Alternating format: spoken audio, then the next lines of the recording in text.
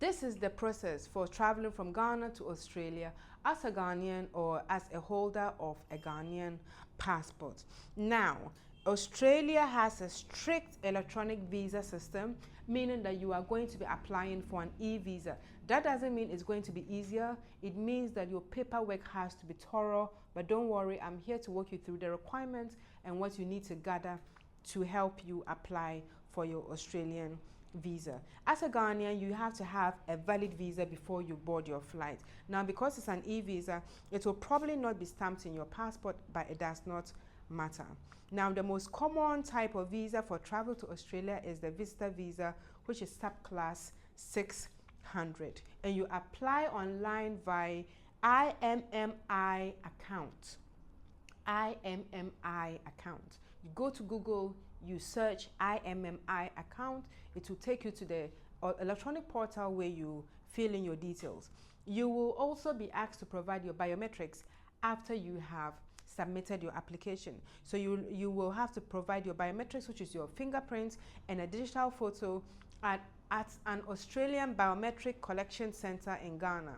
In Ghana, this is normally handled through VFS Global in Accra. They have several branches. I think they have one at Airport Tower. They have one at Labone, but depending on the country. So it's always good to check and know exactly where you are going to give your fingerprints and your digital photo. So these are the key documents you need for your visa to Australia. A passport that's valid for at least 6 months and is not going to expire before 6 months with 2 blank pages. You need evidence of genuine temporary entrant status. That means that they need to see proof that you intend to return to Ghana, such as you have an employment letter from your employer saying that, oh, Mr. Osei works here, he's an accountant, and blah, blah, blah. He's stably employed and they know you are going to come back. If you are a student, you need a letter from your school that is confirming you as a student and you are in this level or this class, and they know that you have commitments. Or you have your own business, then it means you are showing your certificate of incorporation, you are showing your business registration certificate, you are showing anything that ties you to Ghana. You have your assets, you have whatever it is. Include as many documents as possible that shows your ties to Ghana. You would also need to have you should also have bank statements showing sufficient funds for your stay. You should have a planned itinerary that shows what you intend to go and do in Australia, where you want to go, and how you are going to do it. You have to have your yellow card or your yellow fever vaccination card showing that you are adequately vaccinated against yellow fever. And while not mandatory, they might also check for vaccines for hepatitis A, typhoid, polio, especially if you are a traveler from West Africa. Depending on your length of stay or the specific visa subclass, you might be asked to undergo a medical examination by a panel doctor approved by the Australian Health Commission. So they'll ask you to go and do a number of tests to see that you are medically fit. They do all this to make sure that they are protecting their public health. So this is the entry procedures. You are going to fill an incoming passenger card. This you'll be given on the plane.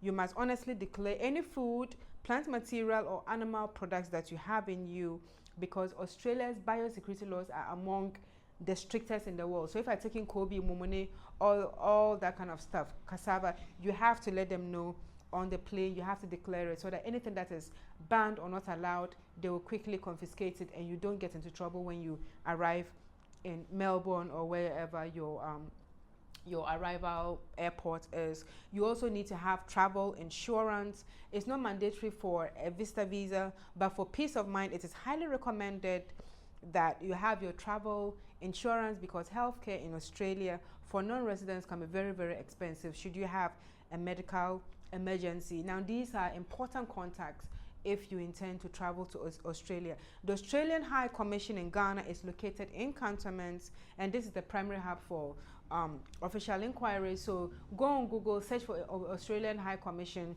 in Ghana. You see the address, you see their phone number, and I'm sure there'll be an email as well where you can send them all your inquiries to know all the latest and updated information before your planned trip to Australia.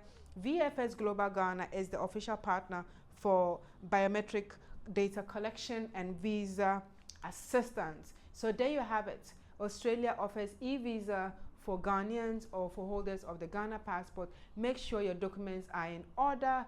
Answer the questions as honestly and as clearly as possible.